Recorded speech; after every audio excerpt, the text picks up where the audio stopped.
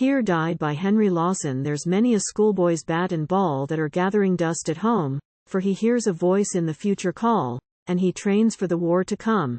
A serious light in his eyes is seen as he comes from the schoolhouse gate. He keeps his kit and his rifle clean, and he sees that his back is straight. But straight or crooked, or round, or lame, you may let these words take root. As the time draws near for the sterner game, all boys should learn to shoot. From the beardless youth to the grim grey beard, let Australians ne'er forget, a lame limb never interfered with a brave man's shooting yet. Over and over and over again, to you and our friends and me, the warning of danger has sounded plain, like the thud of a gun at sea. The rich man turns to his wine once more, and the gay to their worldly joys. The statesman laughs at a hint of war, but something has told the boys. The schoolboy scouts of the white man's land are out on the hills today.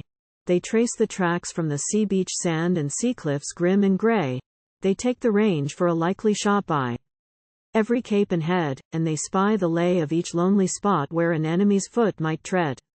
In the cooling breeze of the coastal streams, or out where the townships bake, they march in fancy, and fight in dreams, and die for Australia's sake.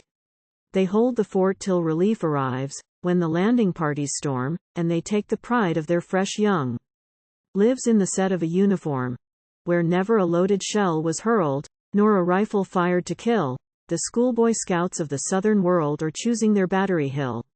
They run the tapes on the flats and fells by roads that the guns might sweep. They are fixing in memory obstacles where the firing lines shall creep. They read and they study the gunnery, they ask till the meaning's plain, but the craft of the scout is a simple thing to the young Australian brain. They blaze the track for a forward run, where the scrub is everywhere, and they mark positions for every gun and every unit there. They trace the track for a quick retreat, and the track for the other way round, and they mark the spot in the summer heat where the water is always found.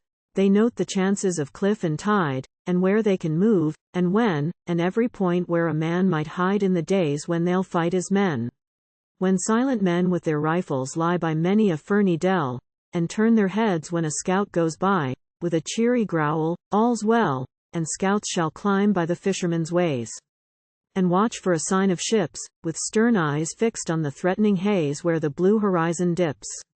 When men shall camp in the dark and damp by the bow-marked battery, between the forts and the open ports where the miners watch the sea, and talk perhaps of their Boy Scout days, as they sit in their shelters rude, while motors race to the distant bays with ammunition and food. When the city alight shall wait by night for news from a far outpost, and men ride down from the farming town to patrol the lonely coast, till they hear the thud of a distant gun, or the distant rifle's crack, and Australians spring to their arms as one to drive the invaders back.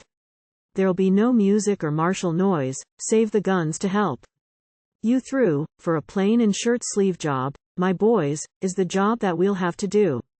And many of those who had learned to shoot, and in learning learned to teach, to the last 3 men, and the last galoot, shall die on some lonely beach.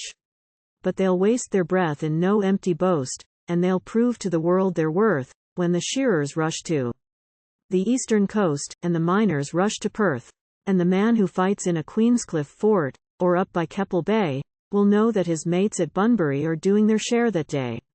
There was never a land so great and wide, where the foreign fathers came, that has bred her children so much alike, with their hearts so much the same. And sons shall fight by the mangrove creeks that lie on the lone east coast, who never shall know, or not for weeks, if the rest of Australia's lost. And far in the future, I see it well, and born of such days as these, there lies an Australia invincible, and mistress of all her seas, with monuments standing on hill and head, where her sons shall point with pride to the names of Australia's bravest dead, carved under the words, "Here died